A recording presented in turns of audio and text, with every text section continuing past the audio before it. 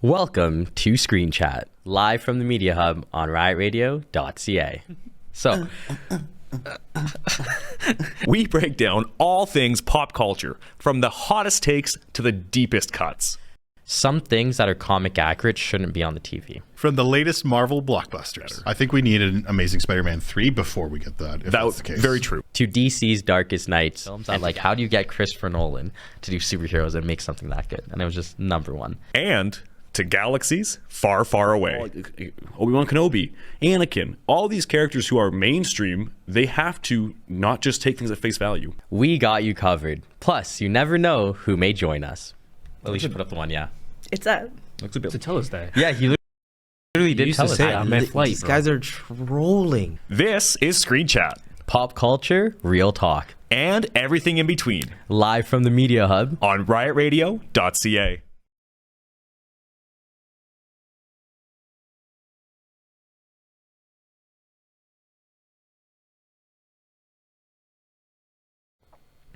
Welcome to Screen Chat, live from the Media Hub on riotradio.ca. I'm your host, Justin, and with me today, we welcome back Kent to Screen Chat. Kent, welcome back.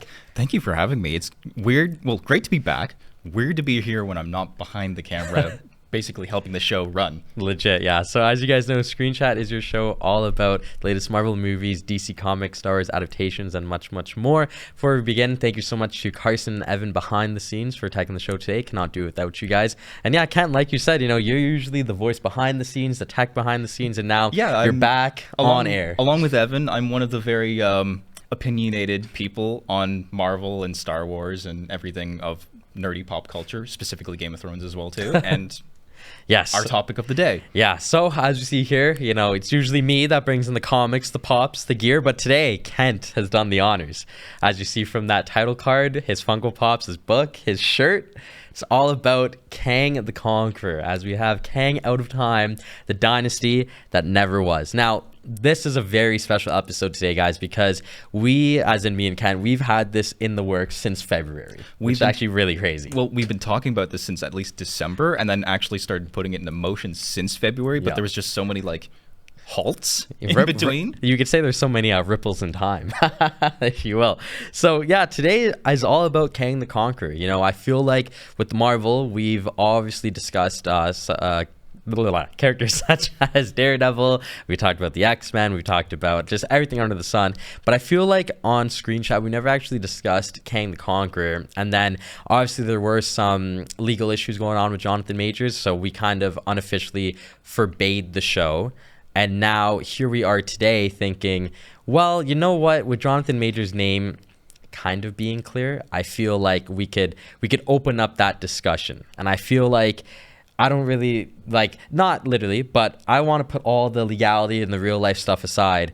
This is one of the coolest comic book characters I think Marvel just has ever had, period, in my opinion. Absolutely. I've kind of been a super fan for quite a while. There you go, eh? So with that, long before Majors as well too, long before Loki, I've always loved the comic and the animated rendition of Kang the Conqueror as well too. yeah, and there's just so much to talk about with Kang, and I feel like this week for me, I learned so much about this character because I did even more deep diving. Because beforehand, when we were gonna talk about this, I should say, I kind of just used my knowledge based off of, I guess, these Funko Pops that you see. So from Loki and Quantumania, I didn't really do any deep divings on these comics. So now that I've really done that, I'm really excited to discuss this. So with that being said, let's just deep dive into the Kang origin. So I did a lot of research on this. Kent already knows all of these things, but it's first time knowledge for me. So let's discuss his first appearance. So we're going to do kind of a quick run through of all the Kang, I guess, mainstream lore that we know. And his first appearance came back in actually a Fantastic Four comic book, funny enough. Yeah, we see here Fantastic Four. This was book number 19. And I know Kang there looks a little different because he was going by Ramatut at this time. And I think it's pretty cool that a supernatural villain multiversal villain, such as Kang the Conqueror, his first appearance was actually against the Fantastic Four. So with this comic specifically, what do you know about this story, and what can you tell us about it? So the story is about Kang, specifically as Ramatut. Yep.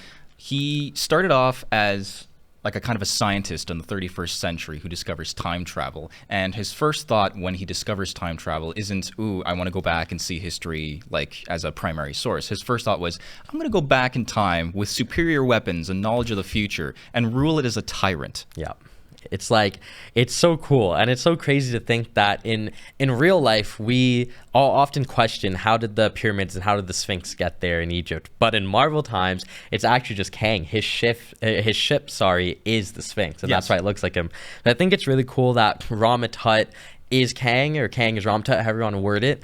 And it's so prevalent to not only the X-Men, but the Fantastic Four, like we saw. And another cool fact for anyone that doesn't know is that one of the reasons why he went back to that time is because he saw a being named En-Sabanor, and he wanted that being to become the next Kang.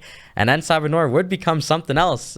He would just go by Apocalypse and not necessarily Not only that, Kang. but you do actually have Ramat Tut or Kang to thank for some of the mechanical augmentations given to En-Sabanor, who later became Apocalypse as well too. Yeah. And I think it's so cool to see like the early comic book days and see how not only how comics were so different back in the day, but how they are relevant in today's stories, or at least were relevant in today's stories. And that kind of brings me to the next point I wanted to discuss, was his next variant, which was the Scarlet Centurion.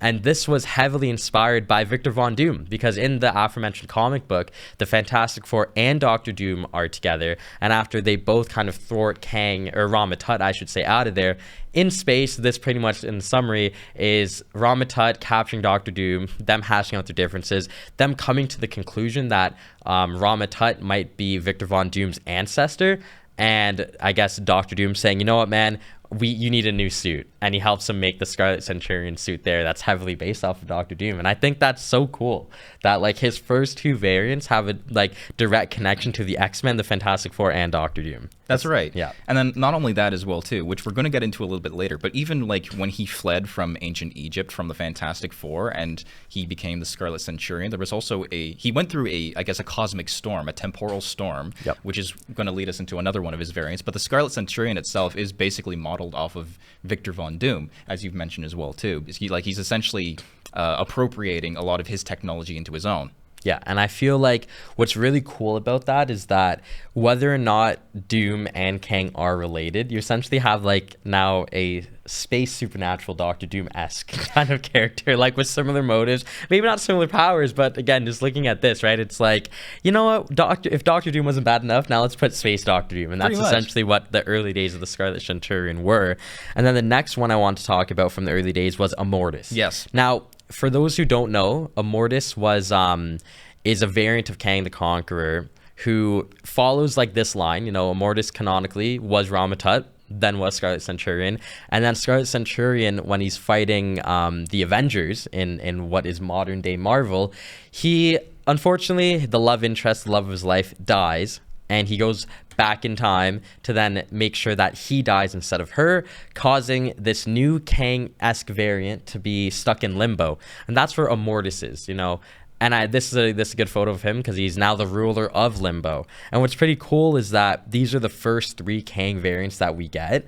And it's cool to see one rule ancient Egypt, one have an impact on modern Marvel, and then the other one not even have any impact, period, because it's Limbo, you know? Like, it's not a lot of people are allowed to go to Limbo because it's beyond the universe. It's not that he doesn't have an impact. It's that this version of Kang, Immortus in particular, spends like the remainder of his time in Limbo cleaning up after his temporal mistakes. So Yep. he actually goes after other variants of his former self. Yeah, which is so cool. And I know I read in one book, it's probably this book, that he makes a deal. Is it with the Watchers? And they say, No, well, it was the actual timekeepers. Oh, it was? Yeah, Okay. it was the real timekeepers, And not they're- the MCU ones. Yeah, and they're like, listen, man, if you do this for us, then we'll grant you like immortality, but that's only going to be in like 8 million years, Yeah. you know? So yeah, I do think that the early, like, I guess, renditions and variants of Kang are very prevalent, because I didn't realize how prevalent they would be, and we'll get to that later. But I thought each of their lores was so cool. Had no idea about it. And then that leads us to Kang Prime, which is the traditional Kang. This is the one that we all know and see, Kang Prime, with the iconic purple and green and blue look. This is the Funko Pop that you have as well. And what's really cool about Kang Prime is that he is, in some cases, the exiled one. In some cases, I guess, the rebel of the Kang Council. But in most cases, just the coolest one, for lack of better words. You're wearing him on the shirt. He's like the mainstream Kang. What do you want to tell us, sorry, about Kang Prime, like as a fan of Kang? Where to begin? Like, seriously, where to begin? He has done so much. He has literally stamped multiple versions of this Kang through time to the point where he's essentially cosmically immortal. Yeah, literally, which is like insane. Not to mention, the suit he wields is 41st century tech.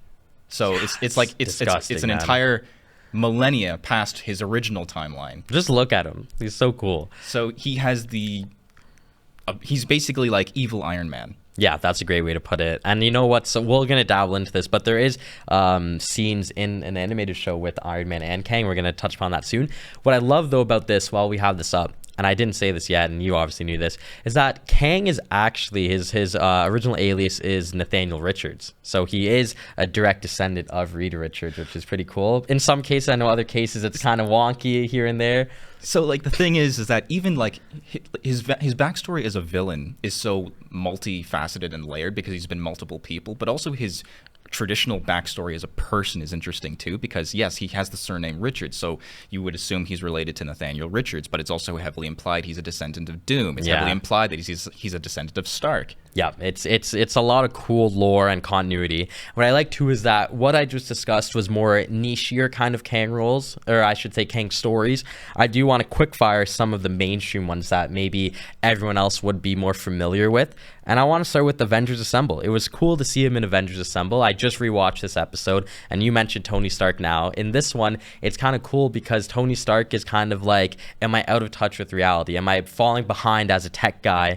Kang comes in, kidnaps the Avengers, and Iron Man is just in awe with all the tech. I think that's really cool. Another one that we talked about off camera months ago was Earth's Mightiest Heroes. Seeing him in Earth's Mightiest Heroes was probably the first time you saw Kang for most people in and around our age. I know you really liked this episode. What do you remember about this? Okay, so this whole episode was basically I'm going to give the briefest storyline possible. Yep. Kang comes from the future. His timeline is essentially being wiped out for unknown reasons, and he traced it back to the modern-day Avengers team, and it turns out that Steve Rogers is apparently the anomaly that's destroying his universe. So he's come back in time to kill Steve Rogers because he was never supposed to exist. Well, the Avengers try to stop this, and he ends up dragging them forward in time to his time period, and the whole plot point of it is basically Tony Stark and Captain America have this banter going, well, Captain America's a dinosaur. He lives in a primitive time, and Tony Stark's the modern day man. But then Kang comes back and says, "Tony Stark, you are a primitive individual with primitive human tech." Yeah, it's so cool. I was watching all of this throughout the week in preparation, so seeing the different dynamics was amazing. I'm just gonna go quickly to the next couple. We have some video games. So Kang was the main villain of Lego Marvel Superheroes 2, I should say. I actually have this on my Nintendo Switch, I believe. So cool to seeing any form of Lego character, and the fact that he's the main villain was awesome. I never played this game, but Marvel Avengers Alliance, he's also in it. I think that's more a traditional PvP fighting game, and I think he's a character. I never played the game, unfortunately. I'll be honest, I didn't play it either. Yeah, so whole lot of Kang lore in ancient times, for lack of better words, mainstream, more modern, and I feel like that's just a good premise to really establish this character, because Kang the Conqueror, for me, could be Kang, for you could be Ramatut, for Carson could be Immortus, for Evan it could be the Scarlet Centurion. There's so much, and I think that actually is a nice segue to our next discussion, is the MCU Kang, starting with He Who Remains. Now, this is just another variant, another version, but one of the most intriguing variants thus far. I'll let you take the reins on it first. What were your thoughts on seeing He Who Remains in Loki Season 1? What interests me the most about He Who Remains is that he is a strictly MCU only variant. He was made for the MCU. He does not exist in any other comic literature. This is his first and only appearance in pop culture ever. I think he's really interesting because he takes on the role of Immortus in the MCU. Yes. He is essentially the gardener of the multiverse. Only instead of hunting down his variants, which he kind of does, he cuts out the middleman and he basically prunes all timelines that could lead to different versions of himself entirely. Yep. I really like the everything you just said, so I'm going to just backpack and not parrot. I really love the idea that He Who Remains is kind of like this timekeeper beyond the MCU, because the TVA also operates in limbo, kind of, sort of. It's not confirmed, but it's implied. I would say. Yeah, heavily implied. They never strictly call it limbo, but it is a timeless void. Exactly. And I just said to Eldon, sorry, off air, that the fact that we have He Who Remains to play that Immortus role, it would have been really cool to see He Who Remains and Immortus on camera together. I thought that would have been nice. And one of my favorite scenes in modern Marvel is when he has the diagram and he's explaining how there's one variant, then there's another, then there's two at the same time, then there might be three, there could be four, then two might fight two, the one might fight one. And he just said, to your point, he picked the bones and he just said, I stopped it all. I captured Annihilith and I just, made it all happen. Also cool, and we're not going to go too deep into this today, but fun fact, He Who Remains probably knew of the existence of Galactus, but that's a discussion for another day. Yeah. And I just think that he was so cool until he was gone, unfortunately. And I think that was such a nice way to, introduce the variants of Kang. Now, this is where the good stuff comes in, because we got Ant-Man, Quantumania. Say what you want about the film. I loved Jonathan Majors, Kang the Conqueror, in this film, and I thought he was so cool. He stole the show straight out of Star Wars Episode 2, if you ask me. That's what his quantum realm really was. As a lifelong fan of Kang, seeing this on screen for the first time, because I'm assuming you saw this in the theaters, what was going on in your mind? So now, the movie itself was like a C+, but Jonathan Majors as Kang, I will admit, he was made for the role. He was made for the entire role of like Kang adjacent entirely. He was great as He Who Remains. He was great as Victor Timely. But as Kang Prime, he was menacing. He was ever present. He was essentially Marvel Darth Vader. Yeah, that's actually like such a great way to put it. And I feel like when you watch these scenes for the first time, what's really nice about this one is that it wasn't like he was powering up the way like they do in anime and they scream. Nah, man, he just saw some threats, just like start screaming and just boom, it was done. It was so menacing. It was good. The craziest part to me is that this version, and he is Kang Prime, because according to stuff we'll get into later, he is Kang Prime, but according to the film lore, because he was exiled by his other variants down here, they sabotaged his tech. This isn't even him at his full power. Which is so, oh man, just knowing how this goes is just so sad, because I never really thought about that when I watched this movie, but I was thinking about that all week, what the point that you just said, sorry. And when I was doing research, I was like, there's no way we got this, and now we don't, but we could still have these terrible other Marvel villains that they've given us in the past couple of years, right? Mm-hmm. What I really liked about this as well is that Kang the Conqueror felt like a menace. He didn't feel like a throwaway villain. He didn't feel like he was just coming and going. He felt like he was a conqueror. And I just feel like when he was eventually defeated in the way that he was, I didn't love it. And I know we have a picture coming up here. Just seeing Kang get defeated like this was just, I didn't love it. I know you probably have a lot to say about that, so we'll keep it short and sweet, because we could probably do a whole episode on just this terrible scene alone. What did you think about him essentially losing to ants as Kang the Conqueror? He lost to ants. He, the only thing that scene really made me feel, besides sadness at watching such a Avengers level threat getting annihilated by large ants, was the fact that it really cemented the fact that Scott Lang might be Ant-Man, but Hank Pym is the Ant-Man. Yeah, that's a great point, honestly, because as someone that grew up with those Avengers and Ant-Man comic books, Hank Pym is my Ant-Man, as it is for everyone else. And I feel like, as much as I love Hank Pym, I hated seeing Hank Pym outsmart Jonathan Majors. It was terrible, honestly. Not only that, but like in this picture entirely where he gets sucked into the multiversal core, initially, and I'm assuming we're going to get into it later, but it turns out the original plan was he's not dead, but I guess now because of how things turned out, it's essentially he's dead. Yeah, honestly. So yeah, it's unfortunate that this is what happened. And now this goes to my next point about Quantumania. And when this happened, I know a lot of people, you were not one of these people, were very confused, wanted to hate, said it was stupid when we saw the new Kang variants at the end. And when I watched it for the first time, a part of me was like, I'm really happy. This is so cool. Why is it cool? I had no idea what I was reacting to. And after doing in-depth research for this episode, this is one of my favorite Marvel scenes of all time, right? Bro. The fact that the movie ends with Immortus, Scar the Centurion, and Ramatut. Not just them, though. What? Not just them. But like the fact that the very first 3 Kang variants canonically show up at the end, like what? Yeah. It was so cool. And I just love the fact that the Scarlet Centurion says to Ramatut, the exiled one is dead. And Ramatut straight up says, I know you must be fuming that you didn't kill him. Are you sure he's dead? And he's like, if he wasn't dead, I wouldn't have called you. And then Immortus is like, enough. We need to stop wasting time because we didn't exile him. They did. Referring to the Avengers.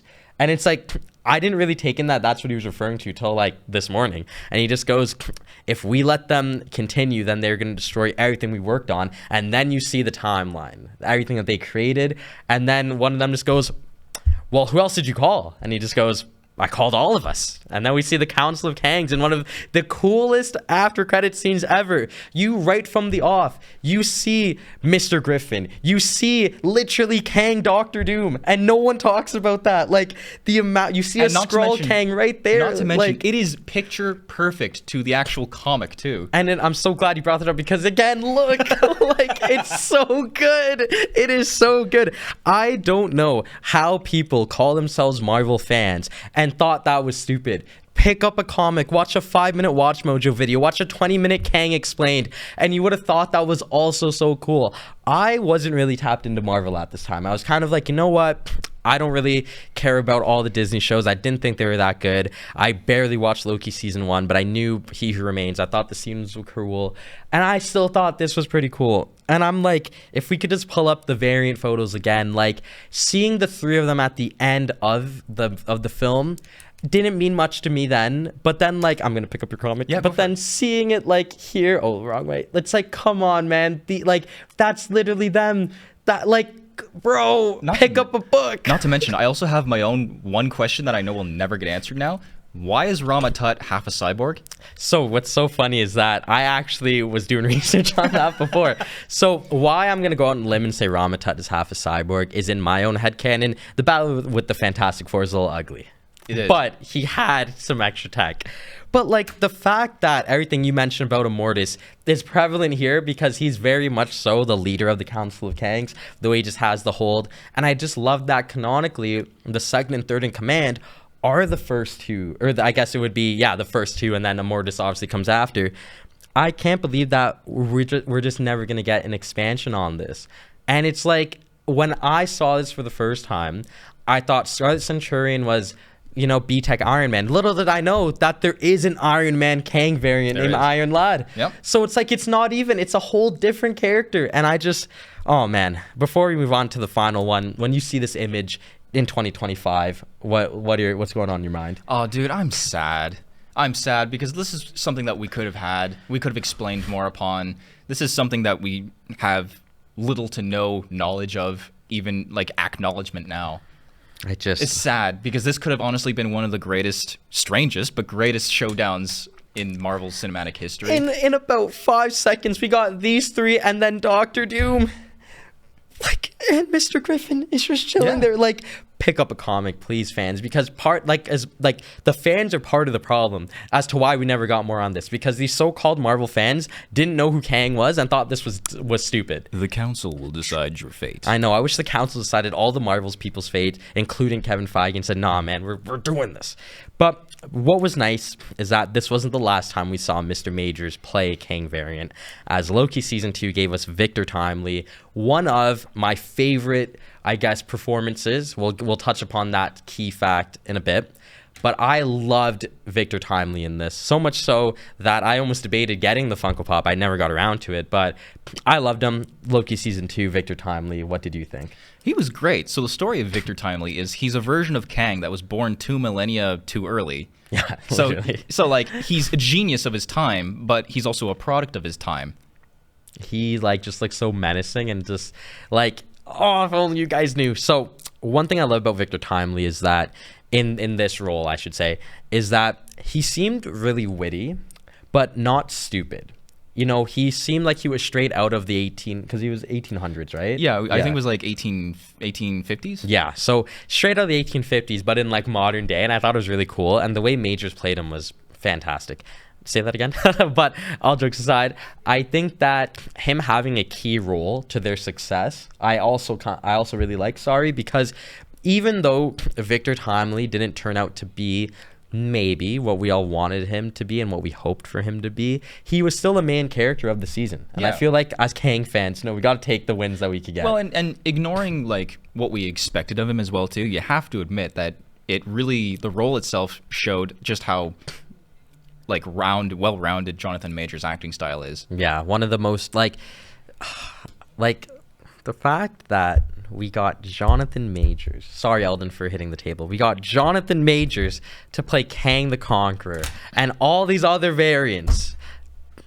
Like, this is why we can't have good things, people. This is why. And one thing about Victor Timely, I'm going to drop a fun fact, and I wonder if you know this. You probably do. So, if you guys didn't know, the Fantastic Four has, 4 members. We've got The Thing, Mr. and Mrs. Fantastic, and the Human Torch. Human Torch is one of my favorite characters of all time, but he's not the first Human Torch, because Marvel Comics actually had a Human Torch comic line back in the early 20s, I believe it was, under the name Timely Comics, because Victor Timely was the main character. I think you know where I'm going with this. I do. Fun fact, Victor Timely is the one that made the original Human Torch, because the original Human Torch is actually a cyborg, which I did not know till, you guessed it, yesterday. I was doing research. So Victor Timely himself literally created the OG Human Torch. Like I said, he's a genius of his time, but he's also a product of his time. Yeah, like the Kang variants have so much lore, whether it's Apocalypse, the X-Men, the OG Human Torch, like you name it, and chances are they've encountered or have something to do with the Kang variant. And I just think that like the possibilities were endless. You mean to tell me that we couldn't have just got this guy saying, I almost cussed, this guy just saying, yeah man, I've been working on something, and you just see like this prototype, this model. I don't know what I'm gonna call it. I want it to be lit on fire. Maybe we'll call it Johnny. Like there's so much they could have done. So yeah, I really like Victor Timely, and I thought Majors was amazing in this. This might be, okay, hot take, this could be his best one, honestly, Majors. You think so? I know like Timely is more fleshed out than Prime, Kang, and Immortus and all those guys, but like so good, man. It was so really good, yes. So with that being said, we're gonna move on to, unfortunately, the Kang Dynasty and beyond. So we did get promised Avengers 5 was going to be Avengers the Kang Dynasty. And for everything that I just said is why Kent was so excited like 3 years ago, because you knew all that when this got announced. Tell me what was going on in your mind the second you heard this announcement. Oh, the first thing that came to my mind was, oh my God, we're getting the X-Men and Fantastic Four. Yep. That was legitimately the first thing, because I kid you not, like what really cemented that idea for me, not when they announced this. When they announced this, I thought we're getting the X-Men Fantastic Four. Didn't anticipate we'd also be getting all of the Sam Raimi Spider-Man, all of the Amazing Spider-Man. So I'm like, oh my God, they're going to bring back everything they've ever been associated with, maybe even Ghost Rider. Yeah, literally, right? And I just feel like I was excited for the Kang Dynasty, for Kang the Conqueror. Not for Immortus, not for Scarlet, not for Rama Tut, not for Mr. Griffin, not for Nathaniel Richards, not for Kid Kang Prime, for 2 characters. After doing research on pretty much everything Kang under the sun from Monday to Thursday and even this morning, I might be now just as sad as you that we're not getting this. Like, yeah. I cannot believe that we're not getting this film. I mean, it's still nice we're getting the X-Men. It's still nice we're getting the Fantastic Four. But like, yeah, it's almost like I just wish we were getting this. And now I do want to turn now the tables to Jonathan Majors. Yes. Jonathan Majors, before any of this, was one of my favorite actors personally. Great actor, amazing Kang choice. And I feel like when he got canceled, for lack of better words, I was like, this blows that we're not going to get him. But as they say, he beat the allegations, because it turns out that he was innocent in most things. Yeah. Hence why, he came back. He just put out Magazine Dreams. Haven't seen the film, so I'm really sorry, Carson. I have not seen Magazine Dreams, but I also haven't seen it. I'm so sorry. A fantastic film from what I've heard. And I just think that one thing about this world that's really cruel is some people are allowed to make mistakes and some people are not. And unfortunately, Jonathan Majors, in the eyes of Disney, was someone that wasn't allowed to be in a situation where you should have stuck with them. And now that we've kind of gone past Jonathan Majors' case and we know what really happened, I hate hate that we're getting Avengers Doomsday now and not the Kang Dynasty. I hate that we're not getting this character to be fleshed out, and instead of recasting Majors, or recasting Kang, I should say, or instead of, you know, Kang Dynasty from a different font, or just Kang Dynasty with Doctor Doom for everything that I said, we're getting something else. We're getting Robert Downey Jr. as Doctor Doom. I have so many thoughts on that, but have I ever told you how much I cannot stand Doctor Doom? No, you actually, I did not know that. Yeah. Cannot stand Doctor Doom. That's fair, man. I do not trust people who say Doctor Doom's my favorite villain. The same way I can't trust people who say the Punisher is their favorite hero. Yeah, like, as cool as this is, as cool as it is, you cannot sit here and tell me that bringing back RDJ to play a no context Victor Von Doom, because that's what he is, by the way. We have no sight of Doom, and it is 2025. It's June, and this film comes out next year, does it not? Fantastic Four is obviously a month away, but come on, man. I don't know, man. I don't know. And I say I don't know, and I say I hate this because of the leaked plot.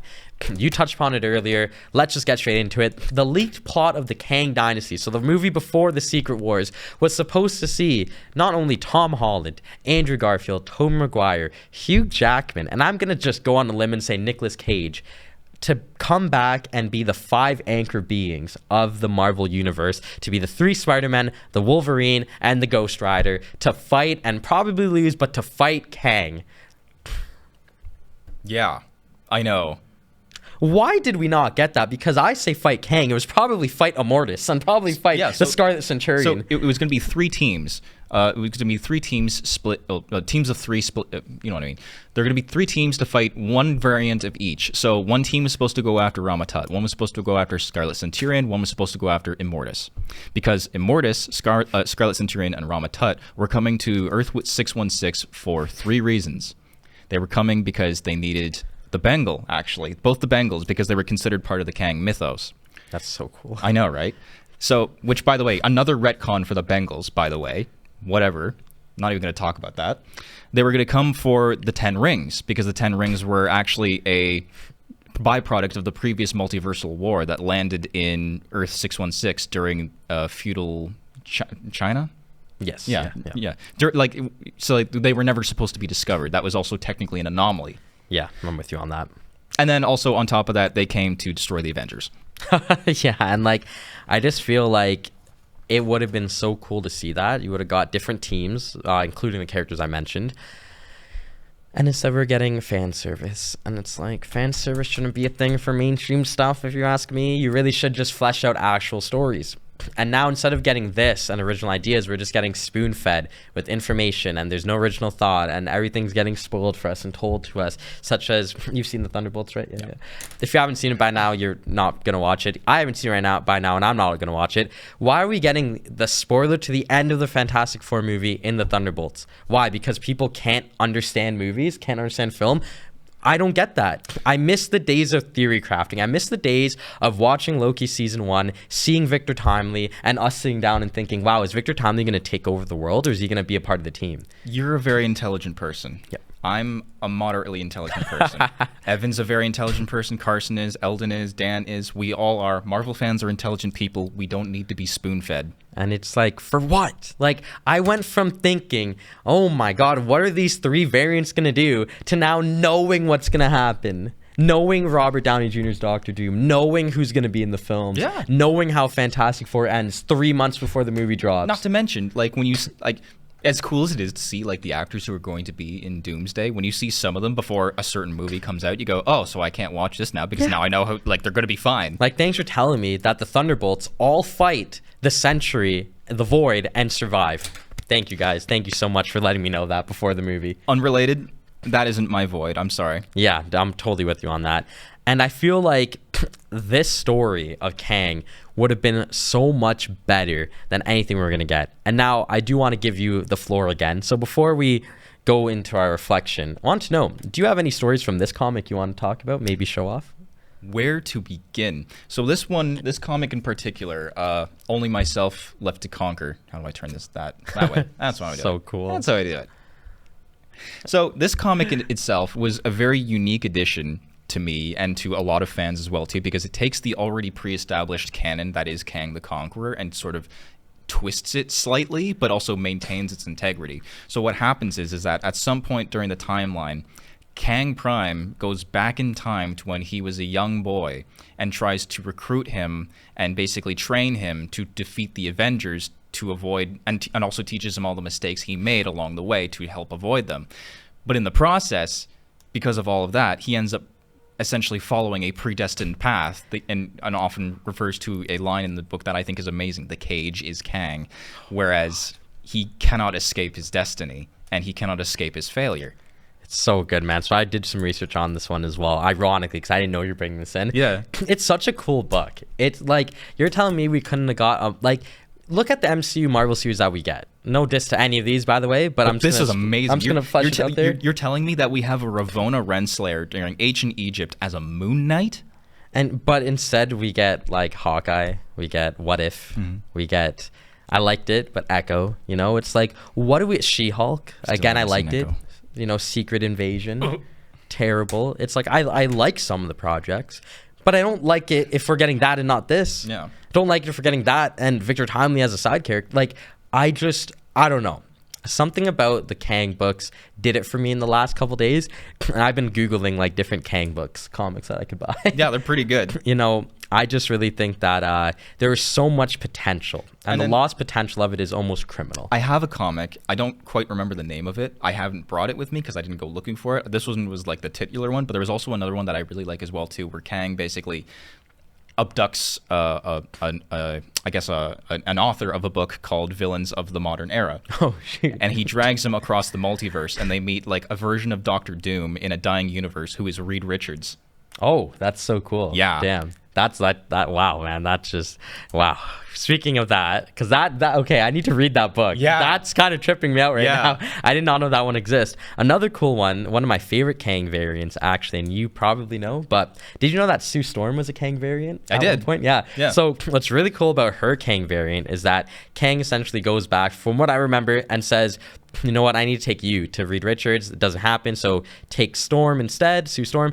And then not only does she become like Sue Kang, I think that's what it's called, I kind of forget, she also still has her mutant powers. So she's like a Kang the Conqueress with like invisibility, the things, and I was like, dude, that is so cool. Another cool one that I really like is Iron Lad. I touched upon him before, and I think that's one that's similar in this book. Yeah. Iron Lad starts the Young Avengers, and then to your point, tries to become better than Kang, and then just eventually says, you know what, guys, I can't. This is who I am. And he becomes Kang, or Kid Kang Prime, I'm pretty sure. And is that what's in this one as well? Or? No, actually. Oh, so it's a different one. This is a different That's one, pretty yeah. cool then, yeah. So he's in this one in particular, he betrays Prime Kang, his mentor, and leaves him to die in prehistoric, right before the asteroid hits the dinosaurs. Oh, damn. He becomes Iron Lad during ancient Egypt, only to get captured by Rama Tut, original Rama Tut. Oh, damn, that's and then sick. Original Rama Tut turns him into Kid Scarlet Centurion. Oh, what? That's so cool. Yeah, so I know. So like, just like He Who Remains said, sometimes they fight, sometimes they agree. This is another example of them just fighting, man. Yeah. I love that. And I just feel like, you know... And then when this Rama Tut loses to the Fantastic Four and flees, and Apocalypse takes over his whole empire, he says to Apocalypse, I need to chase him. I need to kill this man. And Apocalypse says, I will send you forward in time, but you're going to have to take the long way around. Oh, my God. And so what he does is he puts him in this like digital sarcophagus and freezes his body in time, but his mind is perfectly aware. So he's going through years like the same way you and I do. That's, oh my God, man. That is actually so peak. I'm going to look into this one then, because I couldn't find it, but I was also reading a ton of books for sure. So yeah, before we close it out, I just want to say, yeah, like the Kang fandom in 2025, I think still kind of goes strong. Don't know if you've seen Death Note. Have you seen the anime Death Note? I have. I feel like maybe we're kind of like the cult of Kira, you know, now that once Light died, it's like we're still carrying it on. And I just feel like, you know, before we like close it out, just like seeing all the different variants, seeing, you know, whether it was Rama Tut, Scarlet Centurion, any form of the Richards, any form of the Dooms, it was really cool to see in comics and partially on the screen. And it sucks that we're pretty much just done with it. So before we go, and I forgot my phone, but I do remember what people said, but people did reach out on Instagram and they did let me know what they thought about Kang. I know Dan, our very own Dan, he said that Victor Timely, played by Jonathan Majors, is one of the best portrayals in Marvel. My boy Dylan, shout out Dilly, he's probably watching F1 somewhere. He said that Kang should have no-diffed everybody that he saw, and I really agree with that. my boy Ryan. Now, he had a nice take because we were chatting ourselves and we were elaborating on the modern day Spider-Man King in Black. And he brought up Null. He was like, in regards to Kang, I think Null should have been the big bad in the end. And what's so funny is that I also said that. You might remember I said that I want the Kang Dynasty to be movie number 1. We talked about that last week. Yeah, which then leads to Kang and his new group, whatever, crossover, going into Secret Wars to fight Null. And we know that that happens in the King in Black. So I really wish we got that. My boy Jack, you sent me your take on DM and I did not open it, so I'm really sorry because I just left my phone. I was going to open it on air, so I apologize for that. But yeah, I just think that a lot of people also agree with us, from what I know, to say that Kang was very much underutilized as Kang Prime. At least Victor Timely did get his, time in the spotlight, which was really good. And I feel like, as a Kang fan, you're a Kang fan. I feel like the future what the future holds, for this character is probably really cool in the comics. But unfortunately, I don't know when we get him back in the MCU.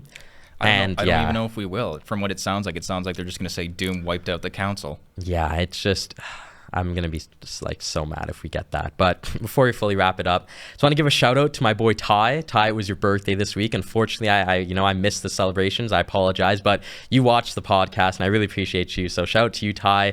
Tonight it's FNF Friday, so I'll do a shot in your honor. So thank you so much, man, for always supporting. And yeah, sorry I couldn't make your birthday, but happy birthday to you, and we'll definitely send it again soon. But yeah, I think that's going to do it though for today's episode. Kent, thank you so much for coming. Oh, Justin, thank you for having me, man. Yeah, well, this has been in the works, like we said, since at least January. And I know when you came on last time on Screenchat, I didn't know if you're going to ever come back on, so we had a bit of an emotional goodbye. We did. I'm glad that we were able to fully hash out an episode together for sure. So especially on air. I thank you. This really does mean a lot to me. Thank you so dude, much. I just thank you again for bringing in the pops and the comics. That's usually my job, but I couldn't do that today, but you got us covered. So thank you so much for amplifying the show. I had the props.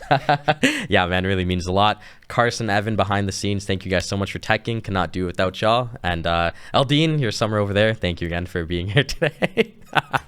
Yeah, thank you guys so much again though. Yeah, it's been fun talking about Kang, but unfortunately, just like the Kang Dynasty, we are out of time. So we will catch you guys on Screenchat on the next episode. I've been Justin. Thank you again to my guest Kent for being here. Thank you so much. And we'll see you guys next time. This has been Screenchat. Don't forget to follow us on DCSA Media Hub.